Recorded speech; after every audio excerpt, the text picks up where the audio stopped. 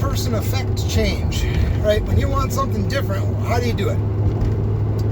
You'll hear a lot of different answers from people, their ideas.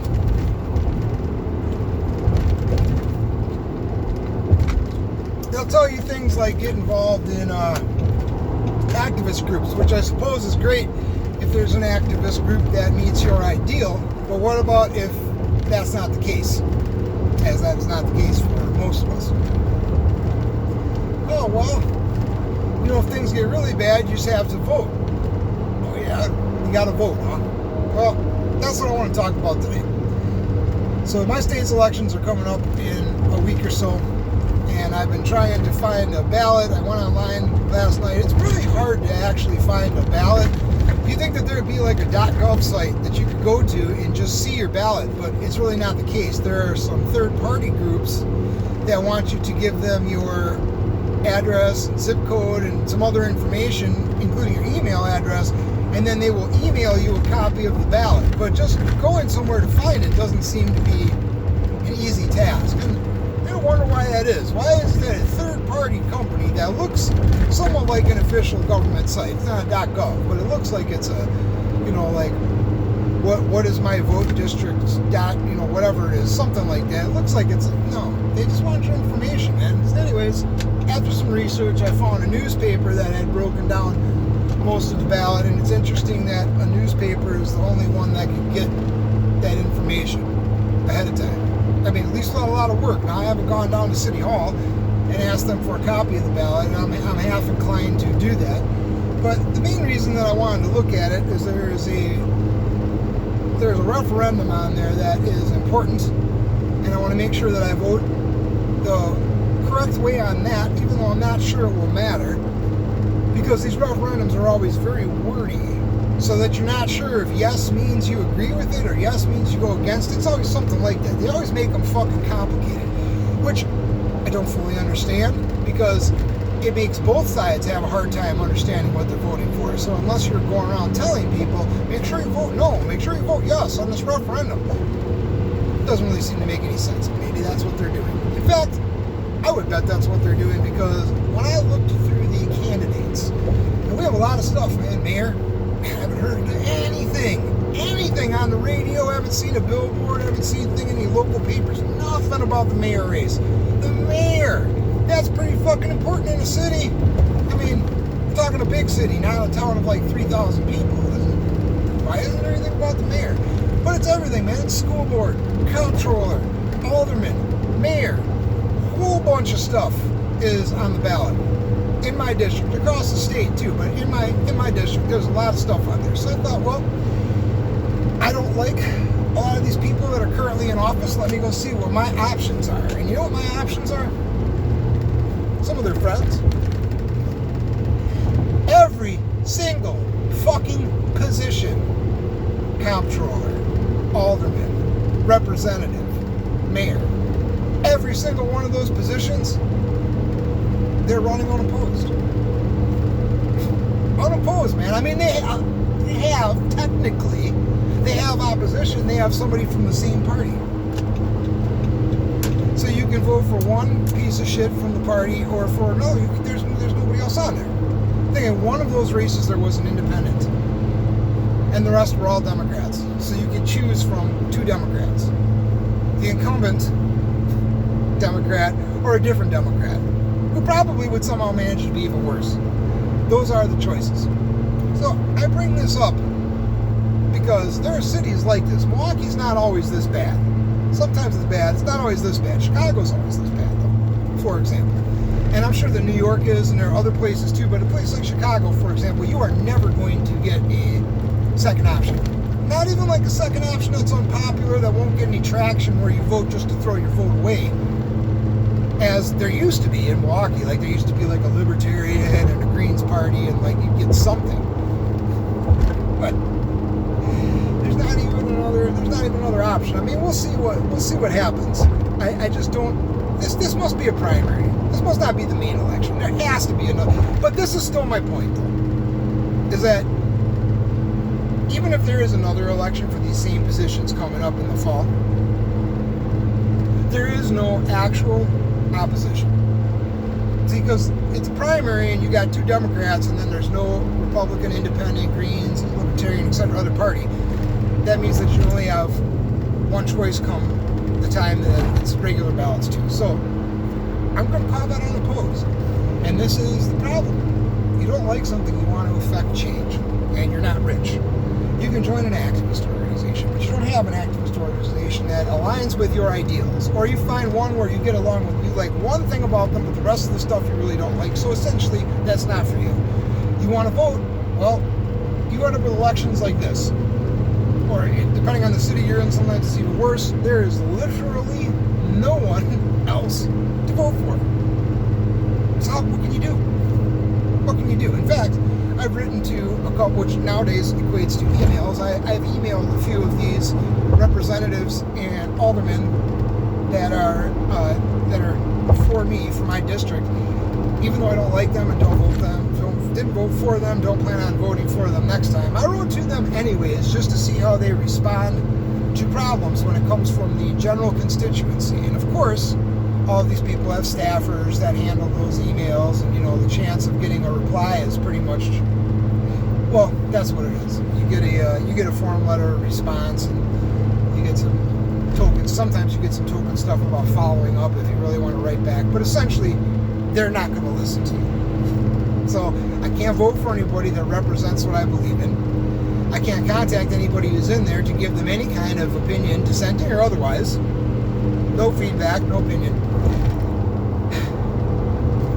And there's nobody else to vote for. So, and I would also say, for what it's worth, a couple of these candidates, I'm thinking of one in particular, aldermanic candidate, who took office without a vote last time because he came in the middle of a cycle because someone else left. This guy's running for re-election, and I fucking don't like this guy at all. And nobody in my district should like this guy. This guy has had 2 public appearances scheduled where it was announced, paper, news, whatever it was, for some project, some bullshit. But still, he announced 2 public events, and both of those events I went to see if I could make any progress.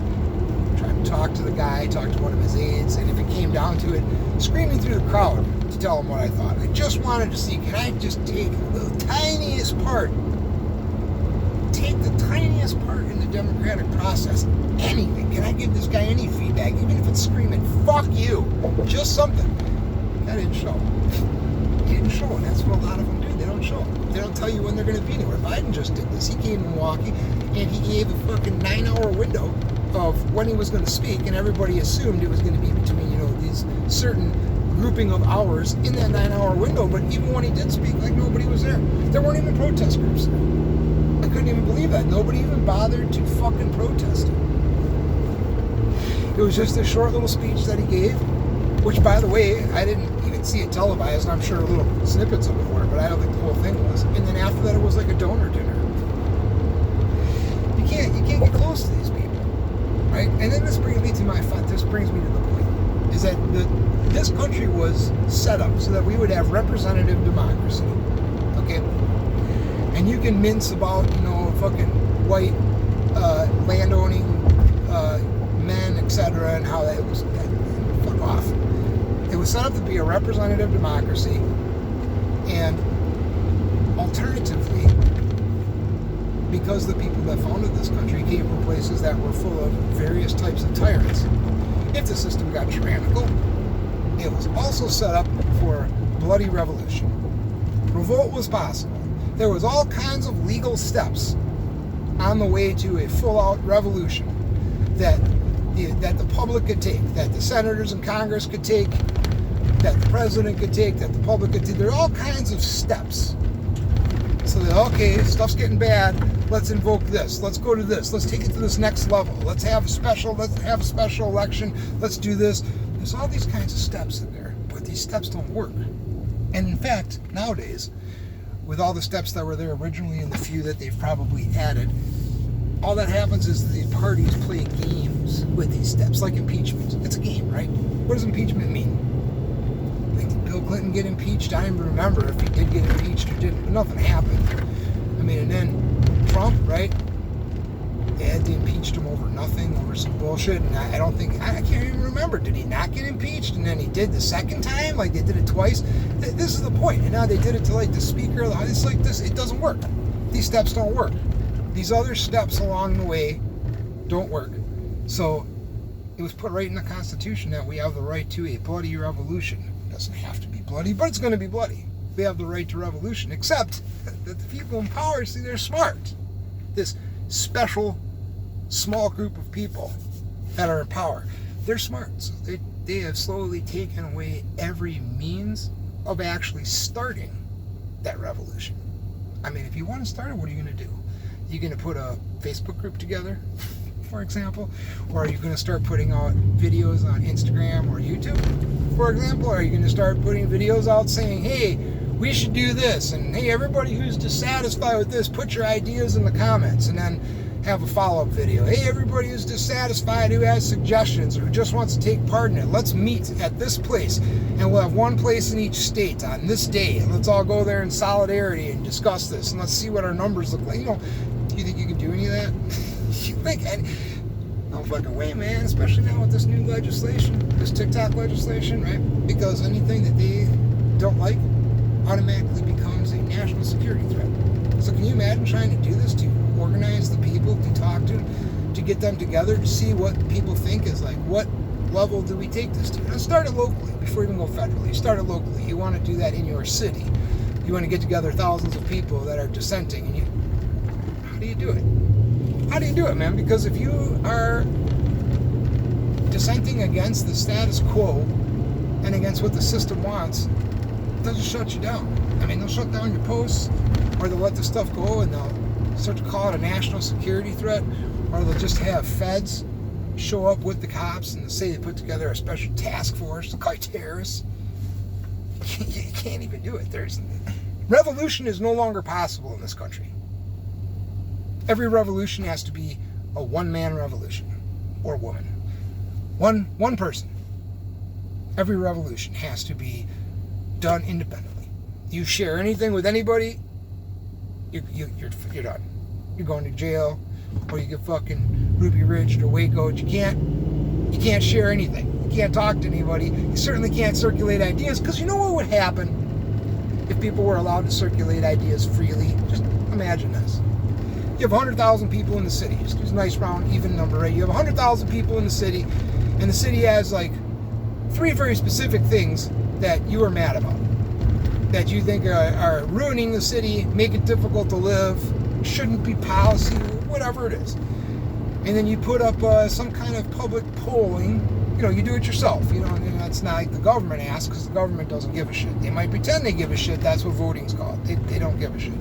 You put up some kind of public polling on a social media app and say, hey, how many people agree with this? And if you find out that 75,000 or 80,000 people out of the 100,000 think like you, and they're like, yeah, you know, this seems ridiculous. I don't understand why we do this. I really wish we could change this, and I wish our politicians would listen to us. Then you would have a consensus, and then you would actually be able to get something done. You'd be able to get something changed, but it doesn't work that way, because they don't give a fuck what you think. And they have taken away our ability to revolt. You should be angry about this. You should be concerned. And you should be thinking to yourself, so if that is true, how do we fix that?